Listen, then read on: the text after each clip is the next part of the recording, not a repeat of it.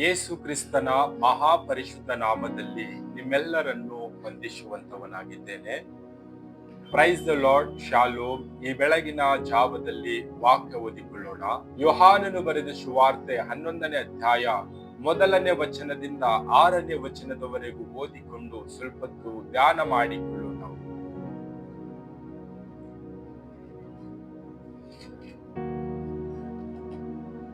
ಬೆತಾನ್ಯದ ಲಾಜರನೆಂಬ ಒಬ್ಬನು ಅಸ್ವಸ್ಥನಾಗಿದ್ದನು. ಅದು ಮಾರ್ತಳು, ಮರಿಯಳು ಎಂಬ ಅಕ್ಕ ತಂಗಿಯರು ಇದ್ದ ಊರು. ಈ ಮರಿಯಳು ಯೇಸು ಸ್ವಾಮಿಗೆ ತೈಲವನ್ನು ಹಚ್ಚಿ ಆತನ ಪಾದಗಳನ್ನು ತನ್ನ ತಲೆ ಕೂದಲಿನಿಂದ ಒರೆಸಿದಳು. ಈಕೆಯ ತಮ್ಮನಾದ ಲಾಜರನೇ ಅಸ್ವಸ್ಥನಾಗಿದ್ದನು. ಹೀಗಿರಲಾಗಿ ಅವನ ಅಕ್ಕಂದಿರು, ಸ್ವಾಮಿ, ನಿನ್ನ ಪ್ರಿಯ ಮಿತ್ರನು ಅಸ್ವಸ್ಥನಾಗಿದ್ದಾನೆ ಎಂಬುದಾಗಿ ಯೇಸುವಿನ ಬಳಿಗೆ ಹೇಳಿ ಕಳುಹಿಸಿದರು. ಯೇಸು ಅದನ್ನು ಕೇಳಿ, ಈ ರೋಗವು ಮರಣಕ್ಕಾಗಿ ಬಂದದಲ್ಲ, ಇದರಿಂದ ದೇವಕುಮಾರನಿಗೆ ಮಹಿಮೆ ಉಂಟಾಗುವಂತೆ ದೇವರ ಮಹಿಮೆಗೋಸ್ಕರ ಬಂದದ್ದು ಅಂದನು. ಮಾರ್ತಳಲ್ಲಿಯೂ ಆಕೆಯ ತಂಗಿಯಲ್ಲಿಯೂ ಲಾಜರನಲ್ಲಿಯೂ ಯೇಸುವಿಗೆ ಪ್ರೀತಿ ಇತ್ತು. ಆದರೂ ಲಾಜರನು ಅಸ್ವಸ್ಥನಾಗಿದ್ದಾನೆ ಎಂದು ಆತನು ಕೇಳಿದ ಮೇಲೆ 2 ದಿನ ತಾನಿದ್ದ ಸ್ಥಳದಲ್ಲೇ ನಿಂತನು.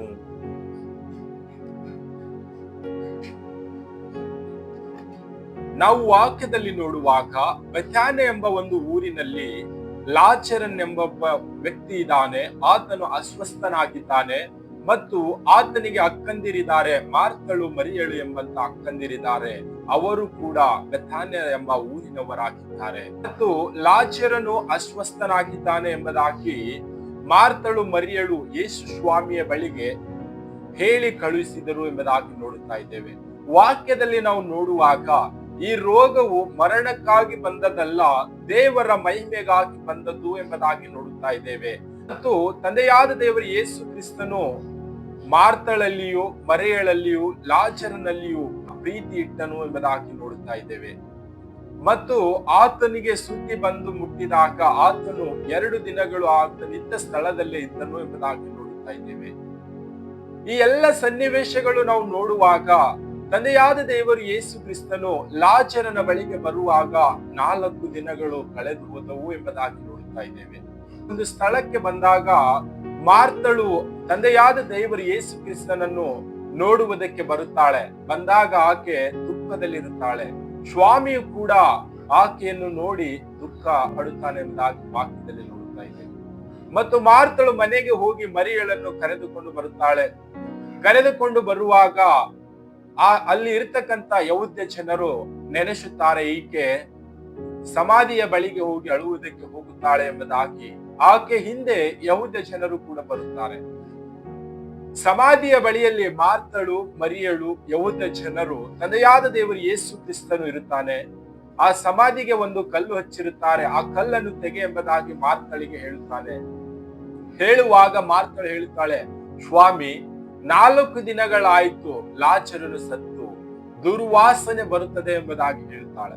ಹೇಳುವಾಗ ತಂದೆಯಾದ ದೇವರು ಯೇಸು ಕ್ರಿಸ್ತನು ಈ ರೀತಿಯಾಗಿ ಹೇಳುತ್ತಾನೆ, ನೀನು ನಂಬುವುದಾದರೆ ದೇವರ ಮಹಿಮೆಯನ್ನು ಕಾಣುತ್ತೀ ಎಂಬುದಾಗಿ ಹೇಳುವಾಗ ಆ ಸಮಾಧಿಯ ಒಂದು ಬಾಯಿಗೆ ಹಚ್ಚಿದ ಕಲ್ಲು ತೆಗಿತಾರೆ.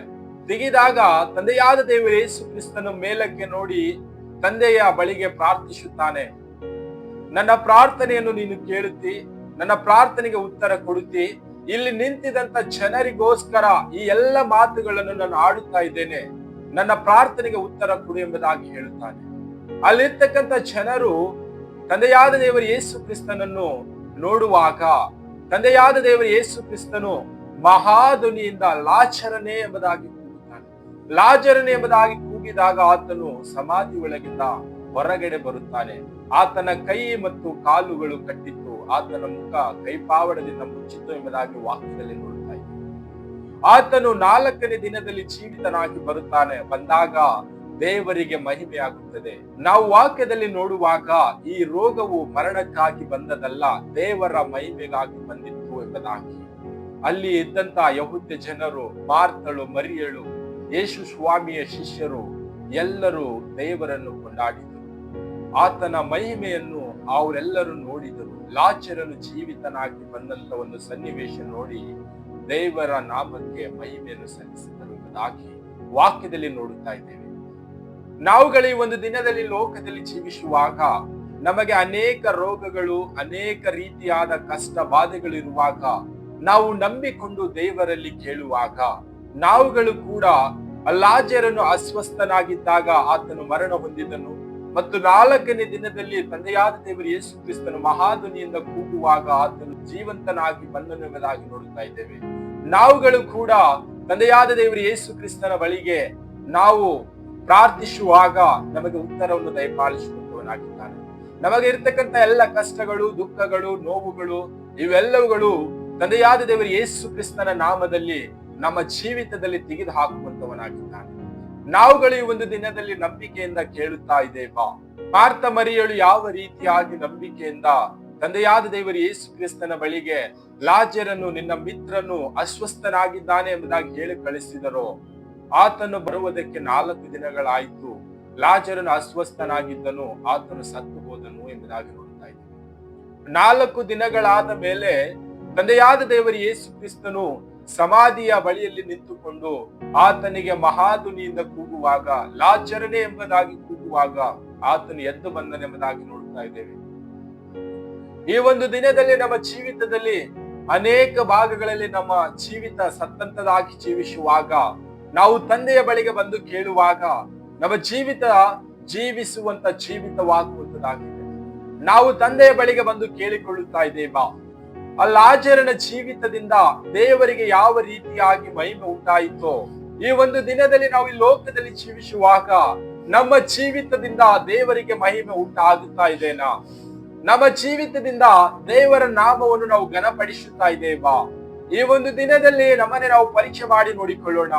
ಕರ್ತನು ಈ ವಾಕ್ಯ ನಮ್ಮೆಲ್ಲರ ಆತ್ಮೀಯತೆಗೆ ಆಶೀರ್ವದಿಸಲಿ. ಆಮೆನ್.